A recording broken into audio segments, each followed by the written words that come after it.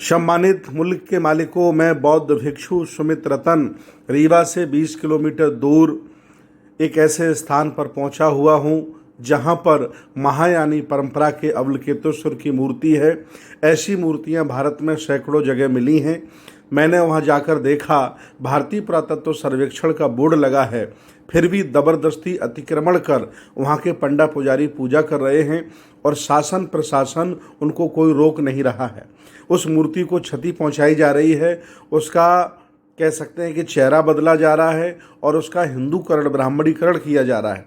ये महायानी परंपरा के अवलोकितेश्वर हैं।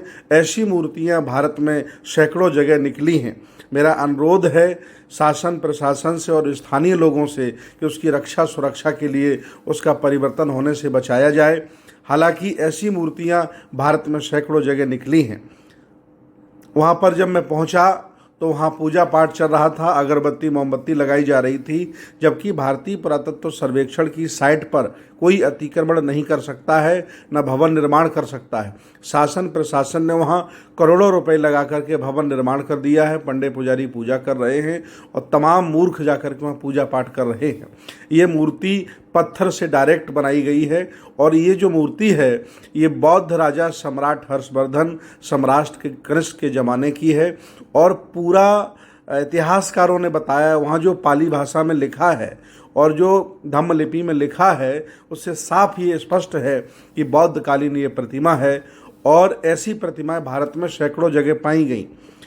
लगातार मेरे द्वारा वहाँ बताया गया कि पूजा का अधिकार आपको किसने दिया, किसके आदेश से आप पूजा यहाँ कर रहे हैं। भारतीय पुरातत्व सर्वेक्षण का जहाँ बोर्ड लग जाता है वहाँ आप रद्दो बदल नहीं कर सकते, लेकिन तानाशाही गुंडई की बदौलत इस मूर्ति का, इस पूरे स्थान का ब्राह्मणीकरण किया जा रहा है। और मैं चाहता हूँ कि एक जगह नहीं, भारत में हजारों सैकड़ों जगह ऐसी बौद्ध विरासतों पर अवैध कब्जा किया जा रहा है। इस पर कोई भी बौद्ध, अम्बेडकरवादी, बुद्धिस्ट, विज्ञानवादी, संविधानवादी अभी चुप बैठे हैं। मैं दावे के साथ कह रहा हूं, अगर आप ऐसे ही मौन रहे तो जितनी भी बौद्ध साइट होंगी लगभग 10 साल में सभी पर कब्जा हो जाएगा। आपके पास विरासत के नाम पर, इतिहास के नाम पर कुछ नहीं बचेगा।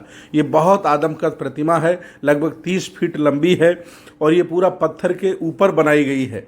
ये नीचे पत्थर से जुड़ी है और चारों तरफ मंदिर बना दिया गया है। पंडे पुजारी पूजा कर रहे हैं और मेरे द्वारा पूछने पर उन्होंने कोई जवाब नहीं दिया।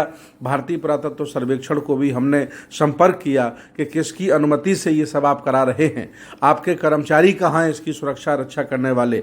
आसपास वहाँ तमाम और कई बौद्ध प्रतिमाएं निकली, कई वहाँ हाथी पड़े हुए हैं जो आज बहुत भजनीले हाथी हैं, उनका बहुत वजन है, उसमें धम्म लिपि में पाली भाषा में बहुत कुछ लिखा हुआ है। ये बहुत बड़ी विरासत है। भारत के बौद्धों को, अम्बेडकरवादियों को, विज्ञानवादियों को वहाँ जाना चाहिए, उसकी सुरक्षा करनी चाहिए। अगर आप सुरक्षा नहीं करेंगे तो आज विरासत पर कब्जा हुआ है, कल आपके घर पर भी कब्जा हो जाएगा, आप फिर मानसिक गुलाम हो जाएंगे।